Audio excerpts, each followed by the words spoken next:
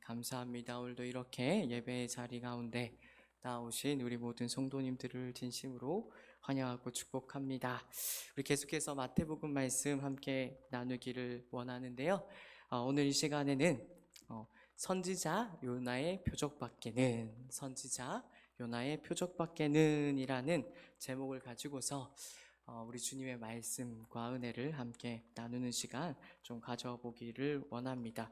오늘 본격적으로 말씀을 나누기에 앞서 이 문제를 던지는 것으로 말씀을 시작하면 좋을 것 같습니다.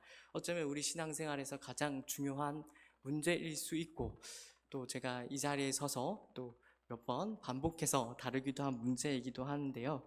그것이 무엇인가 하면 왜 예수님께서는 우리 주님 되시는 예수님께서는 우리의 어떤 세상적이고 현실적인 문제를 왜 잘 해결해 주시지 않는가라는 문제입니다.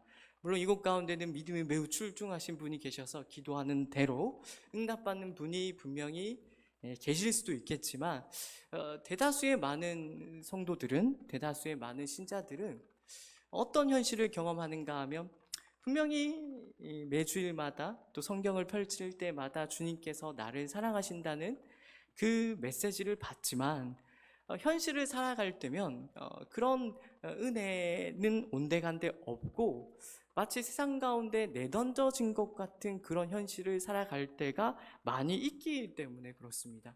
이것이 매우 실제적인 문제라는 것은 우리 스스로가 실제로 경험할 뿐만 아니라, 제가 아는 몇몇 사람들은 그러한 이유 때문에 예수님을 믿지 않는 분들도 존재하고 있기 때문에 그렇습니다. 어렸을 때는 신앙생활을 굉장히 열심히 했는데 나이가 들어서는 신앙생활을 안 하는 거예요. 왜 안 하느냐고 물어보니까 정말로 예수님이 계시다면 내 삶이 이럴 수는 없다라고 고백하는 것을 여러 번 보았기 때문입니다. 그러니까 우리가 이 문제를 좀 분명히 정리할 필요가 있습니다. 왜? 예수님께서는 우리를 사랑함에도 불구하고 우리 삶의 문제들에 대하여, 우리의 세상적이고 현실적인 문제들에 대하여 무관심한 것처럼 여겨지는가, 이 문제를 오늘 이 시간에 다시 한 번 더입니다. 이미 몇 번 다루었지만 매우 중요하게 다시 한 번 더 오늘 본문 말씀을 통하여 함께 살펴보고자 합니다. 우리 함께 본문 말씀 자세히 살펴보기를 원하는데요. 우리 마태복음 12장 말씀 계속해서 살펴보고 있습니다. 12장에는 바리새인과 예수님 사이에 논쟁이 계속해서 기록되어 있는 것을 이제는 우리 모든 성도님들도 아실 것입니다. 첫 번째 논쟁은 예수님의 제자들이 안식일에 밀 이삭을 잘라 먹는 데에서부터 시작이 되었죠. 그래서 그것이 이제 첫 번째 논쟁이었고, 두 번째는 안식일에 예수님께서 이제 손 마른 사람을 고치는 데서 두 번째 논쟁이 시작된 것을 우리가 살펴보고 왔습니다. 그리고 세 번째는 귀신 들려 눈 멀고 말 못하는 사람을 치유하신 것을 또 단초로 해서 바리새인들이 시비를 걸고 논쟁을 했다라는 것을 우리가 잘 알고 있죠. 이 세 번의 논쟁에서 예수님께서는 바리새인들의 완악함을 꾸짖으시는 것을 우리 모두는 자세하게 살펴보고 왔습니다. 이제는 바리새인들이 지칠 법도 한데, 그렇죠? 이제는 지칠 법도 한데 서기관과 바리새인들은 지치지도 않고 오늘 우리가 읽은 본문에서도 예수님께 다시 나아오는 것을 우리가 확인을 하게 되죠. 그리고 다음과 같이 예수님께 말을 건네는 것을 우리는 확인을 하게 됩니다. 바로 38절 말씀인데요. 우리 다 같이 한 목소리로 읽어보도록 하겠습니다. 그때에 서기관과 바리새인 중 몇 사람이 말하되 선생님이여 우리에게 표적 보여주시기를 원하나이다.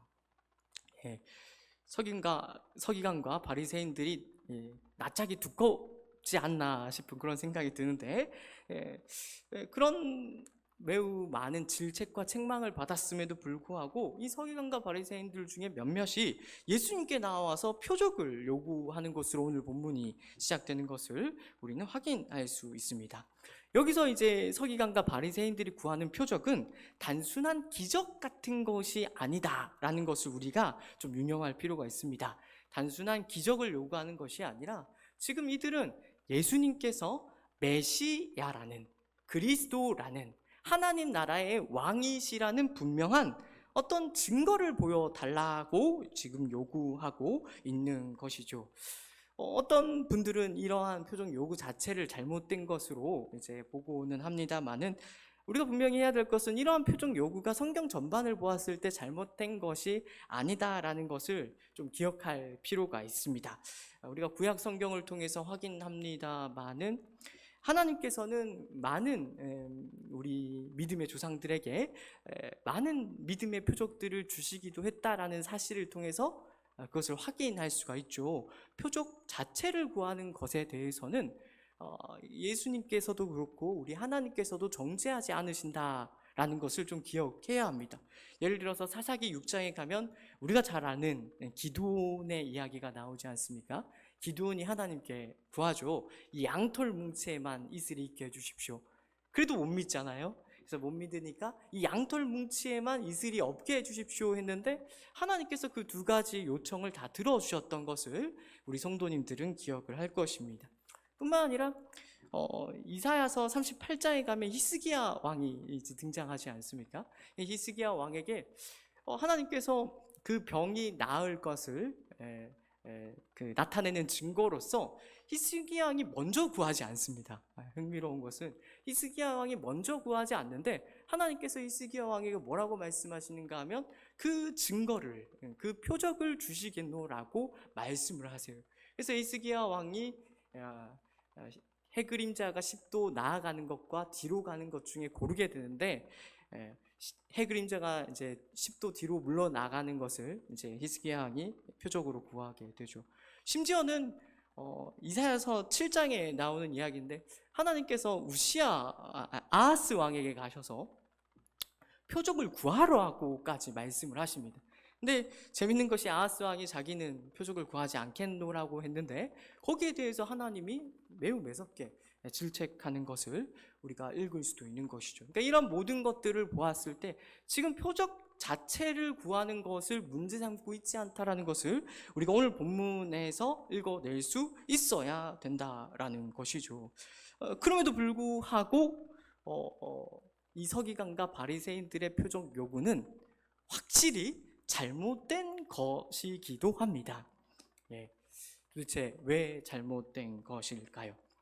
그 이유는 예수님께서 이미 그들을 포함하여 많은 사람들에게 여러 표적들을 보여주셨기 때문에 그렇습니다.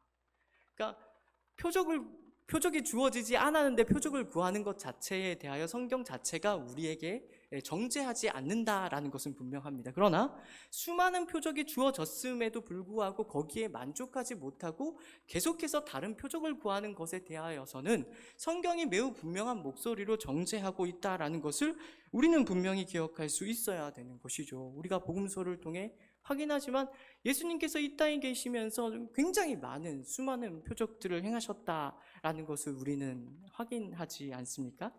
누가복음은 이러한 사실을 분명히 깨달아서 병행 본문인데, 그래서 이 서기관과 바리새인들이 예수를 시험하기 위하여 이런 질문을 던졌다라고 이제 분명하게 이야기합니다. 우리가 요한복음 마지막 장에서 우리가 확인할 수 있는데, 예수님께서는 책에 도저히 모두 기록할 수 없을 만큼의 여러 표적들을 행하셨다라고도 기록을 하고 있죠. 그렇다면 우리가 여기서 질문을 한 가지 던질 수가 있을 것입니다. 그것이 무엇인가 하면, 아니 도대체 왜 예수님께서 이렇게 수많은 표적을 행하셨음에도 불구하고 서기관과 바리새인들은 왜 예수님을 메시아로, 그리스도로, 약속된 하나님 나라의 왕으로서 예수를 믿지 않았는가 하는 것입니다. 여기에 대한 답은 제가 이제 12장을 우리가 함께 나누면서 이미 충분히 나누었다라고 생각을 합니다. 그 정답은 단순합니다. 그것이 무엇인가 하면, 그들은 예수님을 메시아로 믿고 싶지 않았기 때문에 그렇습니다. 바로 그런 이유 때문에 수많은 표적이 그들에게 주어졌음에도 불구하고 그들이 더 많은, 더 분명한, 더 확실한 표적들을 요구하며 나아가게 된 것입니다. 그렇다면 왜 그들은 예수님을 메시아로 믿고 싶지 않았던 것이죠? 그것은 그들이 기대했던 메시아가 아니었기 때문이라고 요약을 할 수가 있겠죠. 중요하게 이야기하고 있습니다마는 예수님은 그들이 기대했던 정치적이고 군사적인 메시아가 아니다라는 것, 이것이 마태복음 전반에서 매우 중요한 내용으로서 흐르고 있다는 것을 우리가 캐치할 수 있어야 될 것입니다. 예수님은 그들이 기대했던 메시아가 아니었습니다. 자신들의 세상적이고 현실적인 문제를 해결해주고 이를 통하여 자신들을 세상 가운데서 큰소리치게 만들어주는 메시아가 아니었기 때문에 그들은 예수님을 메시아로 믿고 싶지 않았던 것입니다. 여기서 우리가 이 시간에 조금 더 주목하고자 하는 바는 이러한 그들의 불신이, 이러한 종류의 그들의 불신이 결국 예수님을 죽이는 데까지 나아가게 만들었다는 것을 우리가 주목할 수 있어야 될 것입니다. 잠깐 멈추어서서 이 시간 우리의 삶을 좀 한번 돌아보았으면 좋겠습니다. 우리도 바리새인과 서기관들과 같은 죄인된 본성을 여전히 지니고 있다는 것을 우리 신앙생활하면서 늘 우리는 염두에 둘 수 있어야 될 것입니다.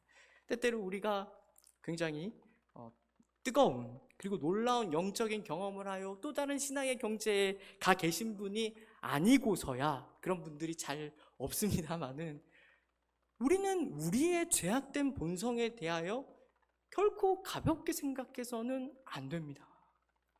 우리가 예수 그리스도의 십자가의 보혈로, 십자가의 공로로 말미암아 죄의 통치에서 자유하게 된 것은 틀림없는 사실이지만 여전히 우리 가운데 끔찍한 그리고 도저히 뿌리칠 수 없는 죄된 본성이 우리 가운데 자리 잡고 있다는 것을 우리는 진지하게 생각해야 되고, 이 죄된 본성과의 싸움을 우리 신앙생활의 중요한 과제로서 우리는 생각할 수 있어야 되는 것이죠.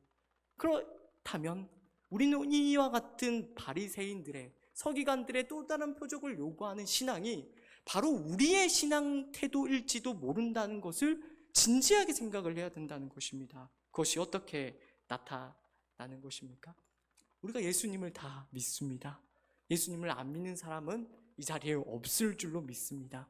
그런데 예수님을 믿으면서도 우리는 끈질기게 안 그런 척하면서 우리 마음 가운데는 포기할 수 없는 나의 뜻, 나의 계획, 나의 목적과 같은 것을 가지고 있을 수가 있는 것이죠.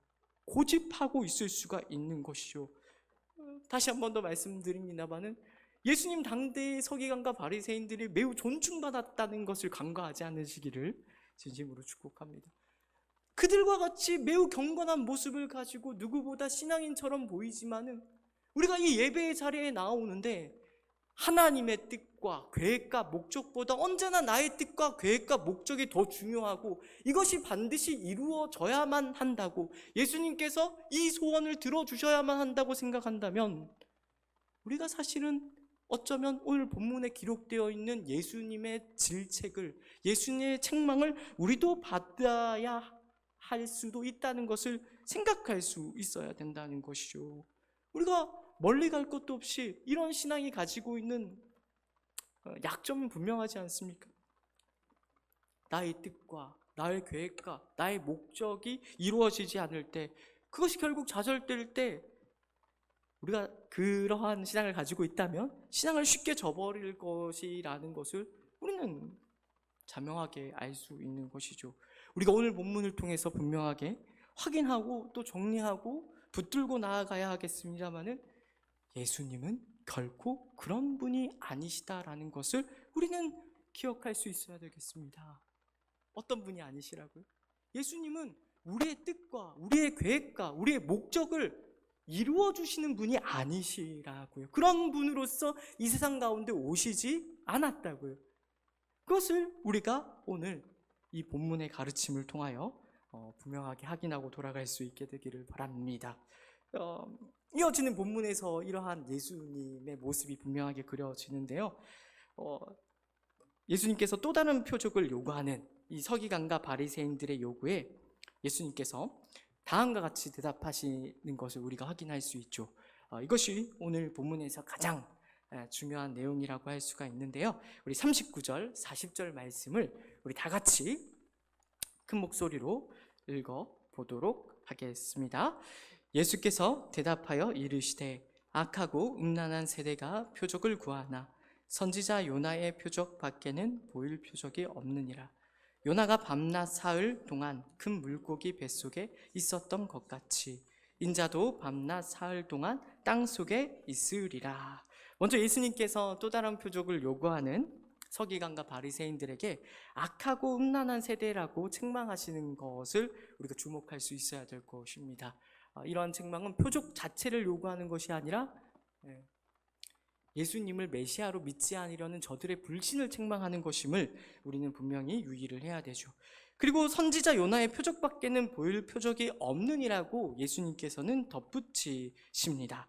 먼저 이러한 예수님의 말씀에 저들의 요구를 거절한다는 의미가 분명히 담겨 있다라는 것을 우리가 좀 확인할 필요가 있습니다. 이것은 병행 본문인 마가복음 8장 11절 12절에 분명하게 나타나 있거든요. 마가복음에서는 이제 우리가 읽은 마태복음에서는 예수님께서 구구절절 굉장히 길게 말씀을 하시는데, 마가복음 8장 11절 12절에서는 예수님께서 서기관과 바리새인들에게 단순히 이렇게만 말씀하십니다. 이 세대에게 표적을 주지 아니하리라 라고만 이제 말씀을 하시는 거죠. 그러니까 요건데 지금 서기관과 바리새인들이 구하는 표적을 주지 않겠다라고 예수님께서 거절하셨다라는 의미가 오늘 우리가 읽은 본문 가운데도 나타나 있다는 것입니다. 그런데 이 본문이 조금 복잡한 것이 무엇인가 하면 예수님께서 단순히 그 어떤 표적도 주지 않겠노라고 말씀하시지 않았다라는 것입니다. 마가복음 본문만 읽으면 예수님께서 그 어떤 표적도 주지 않겠노라고 하신 것 같은데, 병행 본문인 우리 마태복음과 누가복음 본문을 읽으면 예수님께서 그런 표적이 아니라 또 다른 표적을 주시겠노라고 말씀하시는 것을 우리가 확인을 하게 된다라는 것입니다. 그것이 어떤 표적인가 하면 바로 제가 오늘 말씀의 제목으로도 삼은 선지자 요나의 표적입니다. 오늘 말씀에도 잘 나타나 있듯이 우리 주님께서는 그들에게 이렇게 말씀하십니다.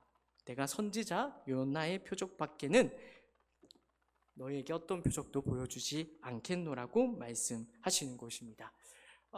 이 모든 것들을 정리해서 요약해서 말씀을 드리자면 예수님께서는 지금 어떤 표적도 보여주지 않겠노라고 말씀하는 것이 아니라, 그렇게 읽으면은 이제 이 뒤에 예수님께서 행하시는 모든 표적은 조금 앞뒤가 안 맞는 것이 됩니다. 어떤 표적도 보여주지 않겠노라고 말씀하신 것이 아니라 그들이 요구하고 있는 식의 표적은 보여주지 않겠노라고 말씀하고 계신다라는 것입니다. 그들에게 선지자 요나의 표적과 같은 종류의 표적만을 계속해서 보여주겠노라고 말씀하고 계신다라는 것입니다. 그렇다면 우리가 여기서 풀어야 되는 것은 이것입니다. 도대체 선지자 요나의 표적이란 어떤 표적을 의미하는 것일까요? 예수님께서 이미 그 표적의 힌트를 40절에 주셨습니다. 그 표적이란 바로 요나가 밤낮 사흘 동안 큰 물고기 뱃속에 있다가 살아난 것을 의미합니다. 예수님께서는 자신 또한 요나가 큰 물고기 뱃속에 밤낮 사흘을 있었다가 다시 살아난 것과 같이 자신 또한 밤낮 사흘 동안 땅속에 묻혀 있다가 다시 살아날 것임을, 다시 부활할 것임을, 즉 우리가 수요 예배 때도 그렇고 매주일 예배 때마다 고백하듯이 장사된 지 사흘 만에 죽은 자 가운데서 다시 살아나는, 다시 부활하는 그 표적을 그들에게 보이겠노라고 말씀하고 계신다라는 것입니다. 요점을 분명하게 위해 좀 다시 반복해서 말씀을 드리도록 하겠습니다.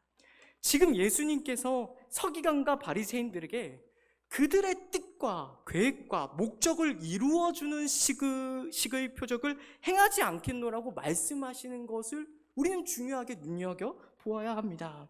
이를 통해 예수님께서는 무엇이라고 말씀하시는가 하면 나는 너희들이 기대하는 정치적이고 군사적인 메시아가 아니다라고 선언하고 계시는 것이기 때문입니다. 예수님께서는 나는 겨우 너희들이 기대하고 바라는 것처럼 세상적이고 현실적인 문제만을 해결해주는 그런 메시아가 아니라는 것을 분명한 목소리로 선언하는 것이 바로 선지자 요나의 표적 밖에는이라는 어구 속에 담겨 있다라는 것을 우리가 읽어낼 수 있어야 되는 것이죠. 예수님께서는 선지자 요나의 표적만을 행하시는 분이 되십니다. 선지자 요나의 표적은 어떤 표적이라고요? 그 표적은 하나님의 뜻과 계획과 목적을 이루어내는 표적입니다. 사실 이거는 우리가 요나 선지자를 생각하면 좀 더 그 요점이 분명히 드러납니다. 요나는 참 불경건한, 또 어떻게 보면은 선지자 중에서 가장 좀 불신실한 선지자로 평가가 되지 않습니까? 예, 분명히 니느웨 백성들한테 가서 복음을 전하라고 했는데 요나가 말을 들었습니까? 안 들었습니까? 안 들었죠. 그러다가 하나님께서 폭풍을 보내시는 바람에 어쩔 수 없이 물고기 뱃속에 갇히지 않습니까? 그래서 이제 사흘 밤낮을 이제 잊게 되는데, 결국 그 사흘 밤낮을 잊다가 요나가 회개 기도를 하죠. 그리고 니느웨 땅으로 마침 큰 물고기가 뱉어서 거기서 이제 복음을 전하게 된다라는 것을 우리가 잘 알고 있습니다. 그러니까 지금 예수님께서 이 요나의 표적을 이야기하면서 뭘 얘기하는 하고 있는가 하면, 선지자 요나의 불경건함과 불신실함에도 불구하고 하나님께서 당신의 택한 백성을 위한 뜻과 목적과 계획을 결국에는 이루어내시더라라는 것을 암시하고 있는 것입니다. 그리고 더 나아가서 자신은 요나 선지자와 달리 적극적으로 이러한 하나님의 뜻과 계획과 목적에 순종하는 그런 사역을 하겠노라고 선언하고 계시는 것이 바로 오늘 본문 말씀이라는 것입니다. 그럼 그 하나님의 뜻과 계획과 목적이 무엇입니까? 당신의 택한 백성의 죄를 대신하여 십자가의 죽으심으로써 그들의 죄를 사하고 구원함으로써 영원한 하나님 나라의 백성으로 삼으시는 것, 그 하나님의 뜻과 계획과 목적을 이루어내는 선지자 요나의 표적을 예수님께서는 행하겠노라고 오늘 본문 말씀을 통해서 이야기하는 것입니다. 예수님께서는 오직 이 표적에만 집중할 것이고 오직 이 표적만을 행할 것이며 오직 이 표적만을 그들에게 보여주겠노라고, 타협하지 않고 그 길을 묵묵히 걸어가겠노라고 선언하고 계신다라는 것입니다. 이것이 오늘날 우리 신앙생활에 어떤 의미가 있을까요? 굉장히 큰 의미가 있죠. 이것을 우리가 조금 더 곱씹어서 생각을 해본다면 이렇게도 말을 할 수가 있을 것입니다. 예수님께서는 처음부터 이 땅 가운데 죽기 위하여 오셨다라고 말을 할 수가 있을 것입니다. 예수님께서는 이 땅에 오신 이유와 목적이 단순히 우리를 가르치시고 훈련시키시고 좀 더 도덕적으로 윤리적으로 다른 사람들보다는, 예수 안 믿는 사람들보다는 좀 더 나은 사람으로 만드시기 위하여 이 땅 가운데 오신 것이 아니다라는 것을 우리는 보아야만 하죠. 그 정도가 아닙니다. 더 나아가서 예수님께서는 우리의 자존심을 만족시키시고 우리의 세상적이고 현실적인 문제를 해결하셔서 우리로 세상 사람들 앞에서 큰 소리치게 만드시기 위하여서도 이 땅 가운데 오신 것이 아니다라는 것을 우리가 알게 되죠. 아닙니다. 예수님께서 이 땅 가운데 오신 유일한 목적은 우리를 위하여, 우리를 구원하기 위하여, 우리를 하나님 나라 백성으로 삼기 위하여 죽으러 오셨다라는 것을, 처음부터 죽으러 오셨다라는 것을 우리는 우리 신앙의 중요한 내용으로서 분명하게 붙들 수 있어야 된다는 것이죠. 예수님께서는 죄의 통치 아래에서 죄의 노예로 비참하게 살다가 허무하게 죽을 수밖에 없는, 그 어떤 의미도 찾지 못하고 결국 허무하게 죽을 수밖에 없는 우리를 건지시고 우리로 하여금 영원한 하나님 나라의 삶을 허락하시기 위하여 이 땅 가운데 오셨다라는 것입니다. 이것이 바로 선지자 요나의 표적이라는 것을 우리가 기억해야 되는 것이죠. 이것을 말하자면 마태복음 20장 28절에서 말하는 이 말씀의 성취에 다름없을 것입니다. 인자가 온 것은 섬김을 받으려 함이 아니라 도리어 섬기려 하고 자기 목숨을 많은 사람의 대속물로 주려 함이니라. 예수님께서는 자기 목숨을 많은 사람의 대속물로 주기 위하여 이 땅 가운데 오셨다라는 것입니다. 그러니까 우리는 우리 신앙생활의 초점을 다시 맞추어야 됩니다. 왜 예수님께서 우리의 세상적이고 현실적인 문제에 침묵하시는가? 왜 우리의 세상적이고 현실적인 문제를 들어주시지 않는가? 왜 해결해 주시지 않는가에 초점을 맞추는 것이 아니라 예수님께서 우리의 그런 문제를 해결해 주시는 분으로서 이 땅 가운데 오신 것이 아니라 선지자 요나의 표적을 행하시는 분으로서 많은 사람의 대속물로 오신 자로서 우리를 하나님 나라의 백성으로 삼기 위하여 이 땅 가운데 오신 분이라는 것을 기억하고 그 예수 그리스도를 믿을 수 있어야 된다라는 것이죠. 이 시간에 요나의 표적만을 행하시는 그 예수 그리스도를 온 마음을 다하여 믿기로 결단하는 우리 성도님들 되시기를 진심으로 축복합니다. 예수님께서 처음부터 우리를 대신하여 죽으시고 하나님 나라 백성으로 삼기 위하여 이 땅 가운데 오셨다는 것은 우리에게 얼마나 큰 위로가 되며 기쁨이 되며 복이 됩니까? 이것을 우리가 그 어떤 세상적인 복과 비교할 수 있겠습니까? 우리는 신앙생활 하는 내내 이 복이 갖는 깊이와 넓이와 크기를 결단코 잊어서는 안 될 것입니다. 예수님께서는 이 땅 가운데 오셔서 여러 가지 많은 시험과 도전을 받으셨죠. 거기에서는 어떤 시험과 도전이 많이 있었는가 하면 서기관과 바리새인들과 같은 그런 유혹과 도전을 많이 받으셨습니다. 그 중에서 특별히 제가 이 시간에 주목하고 싶은 것은 이것입니다. 서기관과 바리새인들이 얼마나 자신의 의와 자신의 옳음을 드러내고 증명하기 위하여 신앙생활을 했습니까?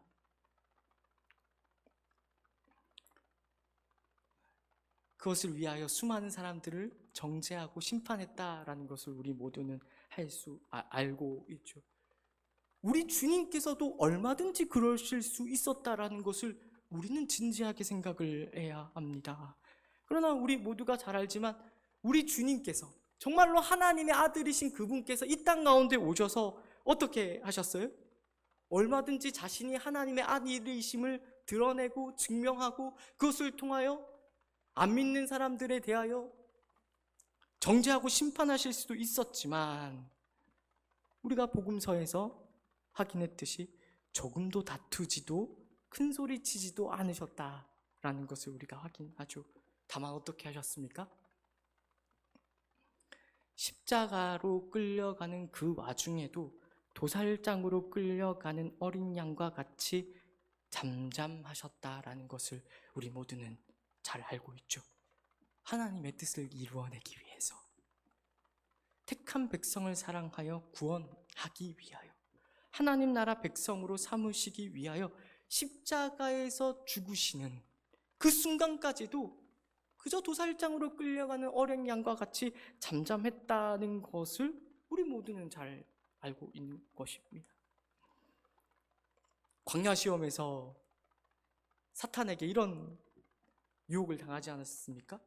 내가 만일 하나님의 아들이거든 내 자신을 드러내고 증명하라는 시험을 예수님께서는 받으셨습니다. 돌을 떡으로 바꿔라. 너 성전 위에서 한번 떨어져 봐라. 천사들이 너를 지켜주지 않겠느냐. 그런 사탄의 유혹에도 우리 주님께서는 흔들리지 않고 무엇을 행하셨어요? 선지자 요나의 표적을 이루시는 길을 묵묵히 걸어가셨습니다. 십자가에 달리시는 그 순간에도 그 옆에 있던 수많은 사람들이 예수님을 향하여 이렇게 외쳤죠. 내가 만일 하나님의 아들이거든 네 자신이나 구원해라. 네 자신이나 구원해라. 라는 그런 조롱과 손가락질을 우리 주님께서 당하셨다라는 것을 기억을 해야 됩니다. 그런데 그런 유혹과 그런 조롱과 그런 손가락질 가운데서도 우리 주님께서는 흔들리지 않으셨습니다. 흔들림 없이 자신에게 주어진 고난의 잔, 십자가의 길을 묵묵히 걸어가셨다라는 것을 선지자 요나의 표적을 결국에는 이루어내셨다라는 것을 우리는 기억을 해야 할 것입니다. 왜요? 이 자리에 앉아있는 우리 모두가 그 예수님의 선지자 요나의 표적을 통해서 구원을 받은 자들이기 때문에 그렇습니다. 이제 선지자 요나의 표적을 통하여 사흘 밤낮을 장사되어 묻혀 계셨던 그분께서는 다시 부활하셨죠. 다시 부활하셔서 하나님 보좌 우편에서 우리를 통치하신다는 것을 잘 아실 것입니다. 그리고 더 구체적으로 이러한 예수 그리스도의 통치는 성령을 보내심으로써 말씀과 함께 이루어진다라는 것, 그렇게 다스린다라는 것을 우리 모두는 잘 알 것입니다. 보좌 우편에서 우리를 통치하고 다스리시는데 어떻게 하시는 거예요? 이 땅에서부터 우리로 하나님 나라 백성으로 살게끔 통치하고 다스린다라는 것입니다. 그리고 그 하나님 나라 백성으로 사는 일의 가장 중요한 요지는 이것입니다. 주님께서 걸어가신 길을 따라 걷는 것입니다. 십자가의 길을 따라 걷는 것. 그 길을 통하여 우리가 하나님 나라의 백성으로서 영광스러워지는 것. 그것을 우리에게 요구하시는 것이죠. 그래서 제가 처음에 이 문제를 걸고 설교를 시작했던 것입니다.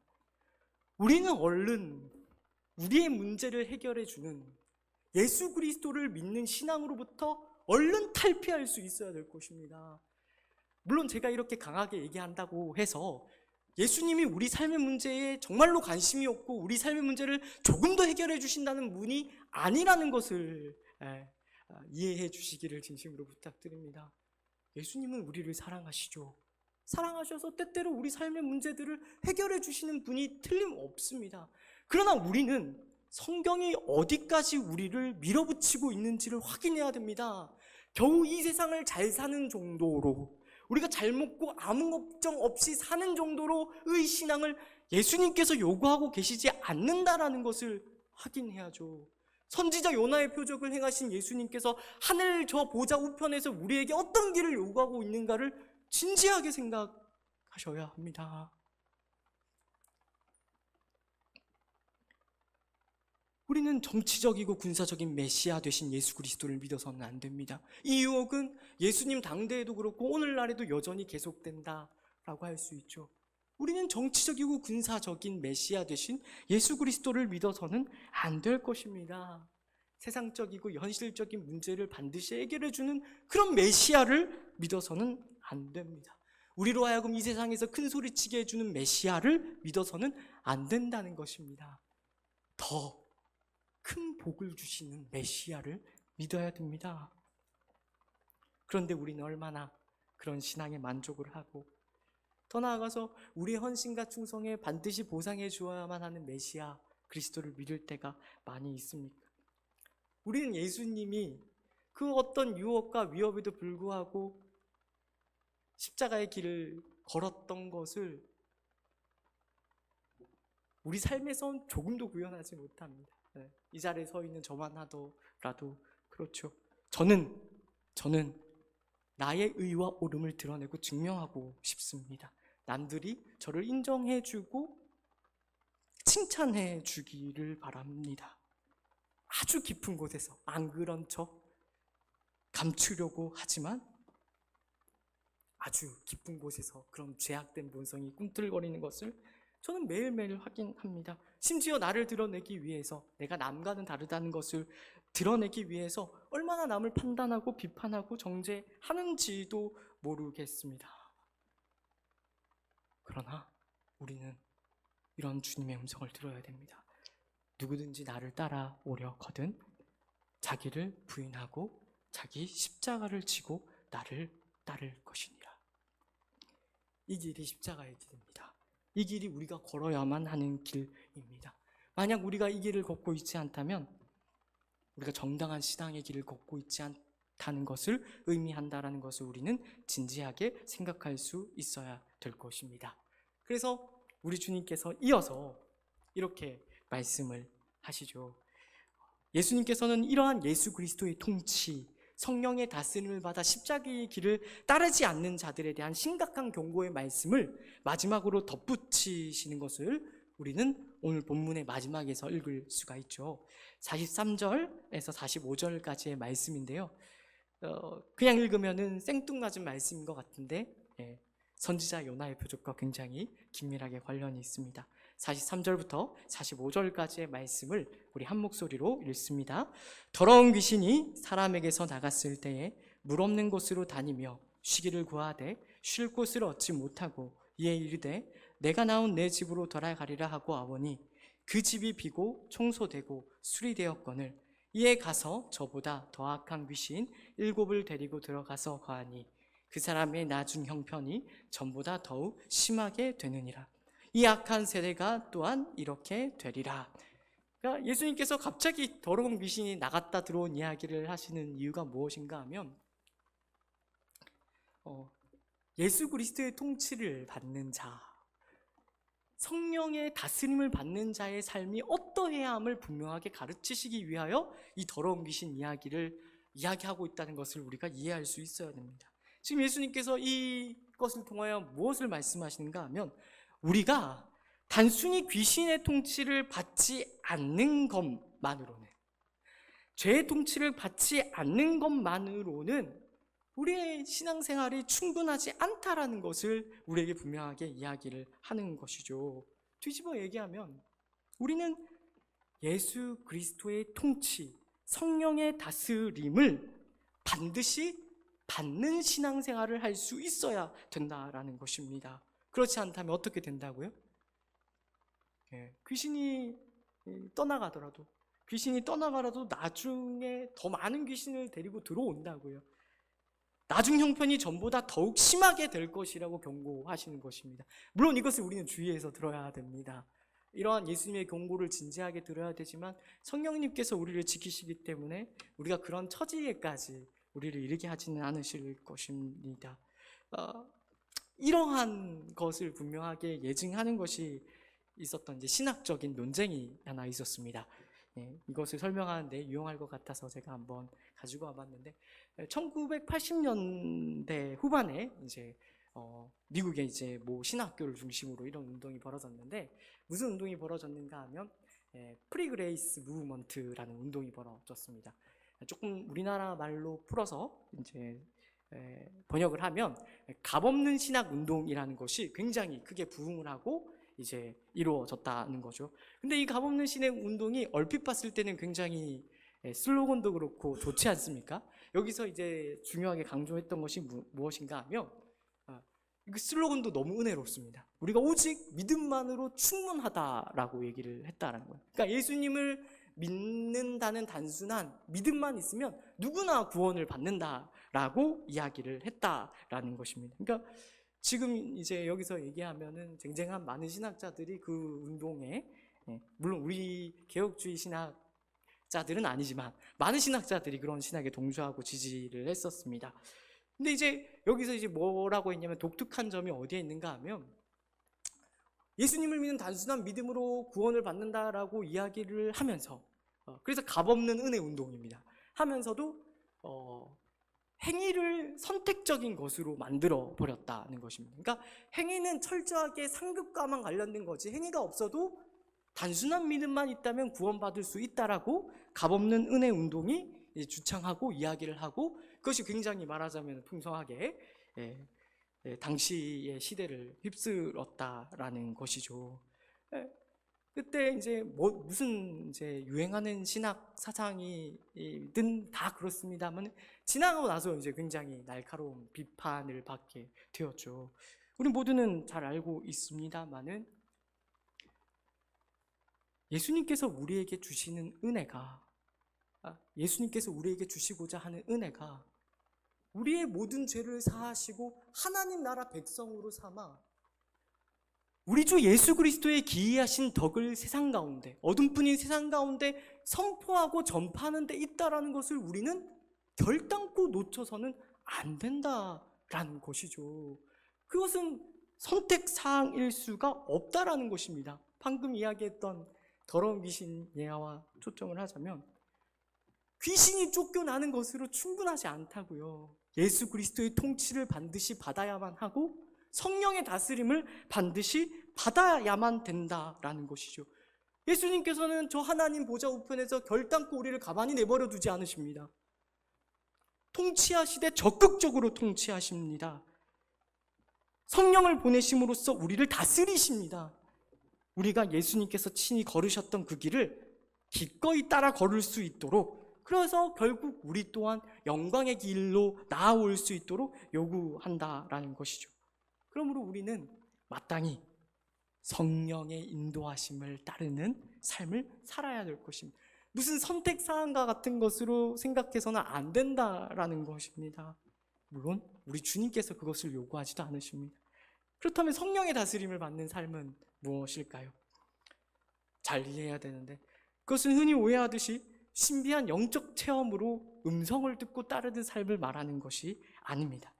성경은 성령의 다스림 받는 삶을 성령의 열매 맺는 삶이라고 이야기를 하거든요. 그래서 우리 모두가 잘 알고 암송도 했습니다마는 갈라디아서 5장 22절에서 24절이 이 성령을 따르는 삶을 이렇게 말하는 것을 우리가 확인할 수 있죠. 우리 한번 찾아보겠습니다. 갈라디아서 5장입니다.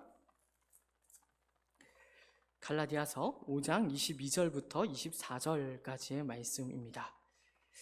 갈라디아서 5장 16절 말씀, 16절, 17절, 16절에서 18절 말씀 먼저 읽고 22절, 24절 말씀을 읽겠습니다.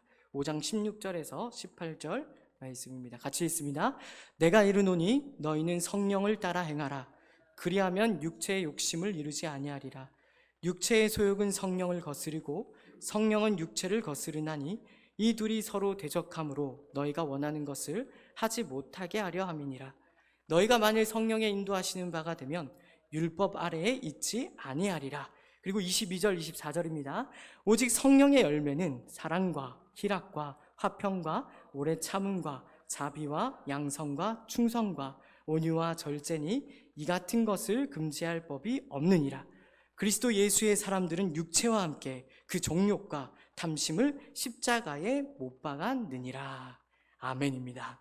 성령을 따라 행하면, 성령의 인도함을 받으면 이러한 열매가 맺힌다라고 성경이 분명하게 이야기를 하고 있는 것입니다. 특별히 주목해야 되는 것이 무엇인가 하면, 이러한 열매들이 하나같이 무엇인가 하면 어떤 능력이나 성공이나 성취나 업적 같은 것을 이야기하고 있지 않다는 것에 주목해야 됩니다. 흔히 우리가 오해하고는 하는 것처럼 말이죠. 그런 것이 아니라 다 하나같이 우리의 신앙 인격과 성품과 관련된 것이라는 점에 주목할 수 있어야 되는 것이죠. 이 땅을 살아가는 동안 마땅히 우리는 이러한 열매를 맺을 수 있어야 되는 것입니다. 요한복음 15장에서는 이렇게도 예수님께서 얘기하시거든요. 이러한 열매를 많이 맺을 때 하나님께서 영광을 받으신다라고 예수님께서 친히 말씀하셨습니다. 그러나 여기서 아주 중요한 요점을 얘기해야겠죠. 우리 스스로 이러한 열매를 맺을 수 있습니까? 없습니까? 죽었다 깨어나도 우리 스스로는 이러한 열매를 맺을 수가 없습니다. 그래서 요한복음 15장에서 우리 주님께서 이렇게 중요하게 덧붙이셨죠. 나는 포도나무요, 너희는 가지니 그가 내 안에 내가 그 안에 거하면 사람이 열매를 많이 맺나니 나를 떠나서는 너희가 아무것도 할 수 없음이라. 오늘 말씀의 결론으로 이 말씀을 삼으면 좋을 것 같습니다. 예수 그리스도 안에 거하십시오.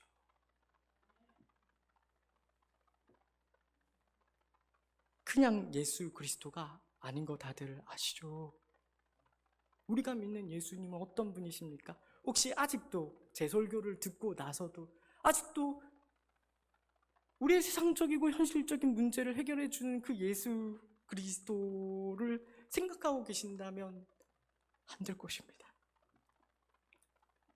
나를 사랑하사 나를 위하여 자기 목숨을 기꺼이 바치신 예수 그리스도, 그 안에 거하시기를 진심으로 축복합니다. 주위의 수많은 조롱과 손가락질에도 불구하고 우리를 위하여 하나님의 아들 되심에도 불구하고 침묵하시고 도살장으로 끌려가는 어린 양과 같이 잠잠하셨던 그분 안에 거하게 되시기를 진심으로 축복합니다.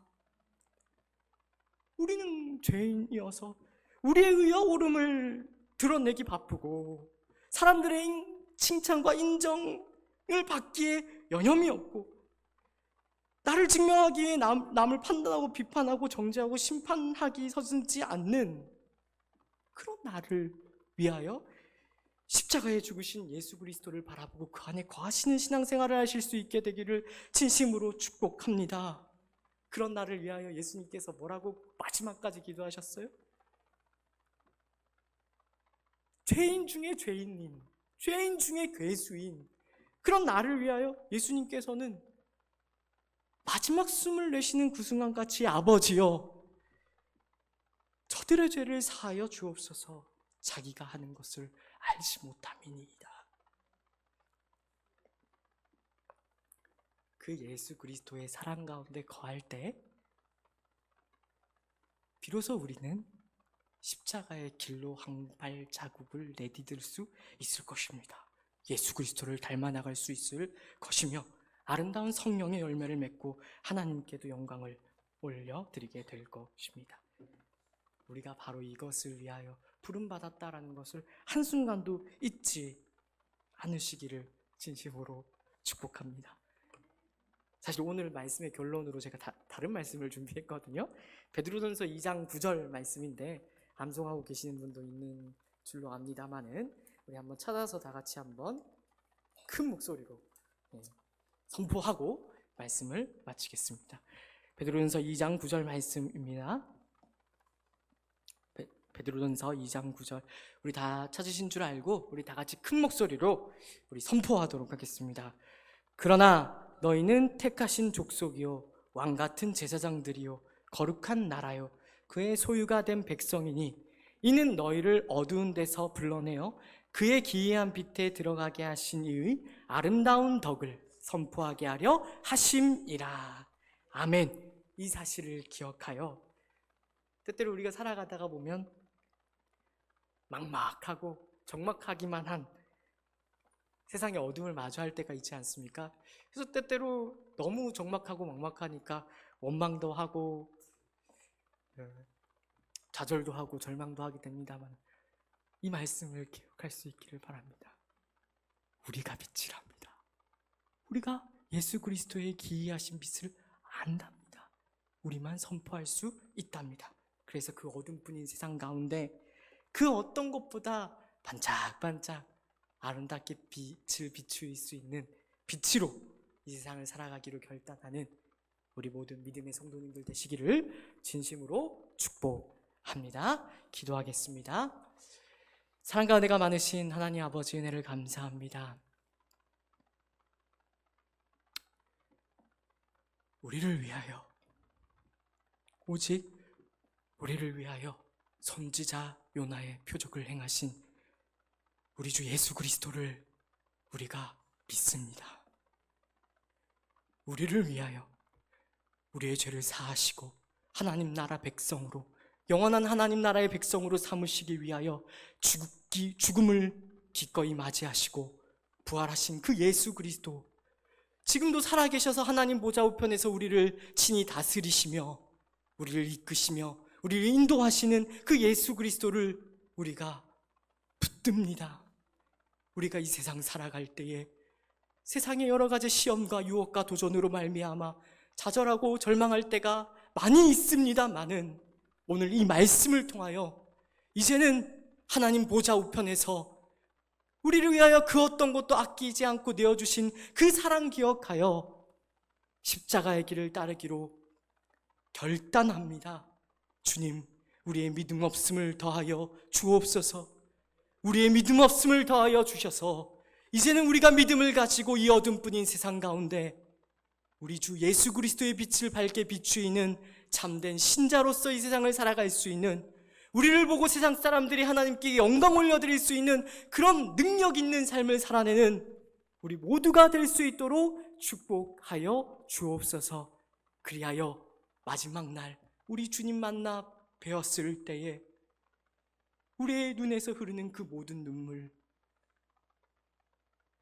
닦아주시는 것으로 참으로 기뻐하고 감사하게 되는 우리 모두가 되게 하여 주옵소서. 우리 주 예수 그리스도의 이름으로 기도드립니다. 아멘. 지금은 우리 주 예수 그리스도의 은혜와 하나님 아버지의 놀라우신 사랑하심과 성령 하나님의 위로 인도 교통 충만하심의 역사가 이제로부터 참으로 막막하고 적막하게 그지없는 어둠뿐인 세상 가운데에서 그 무엇보다 빛나는 빛으로, 우리 주 예수 그리스도의 영광을 반영하는 빛으로 살아가기로 결단하는 모든 주의 백성들 위에 이제로부터 영원까지 함께 있을지어다. 아멘.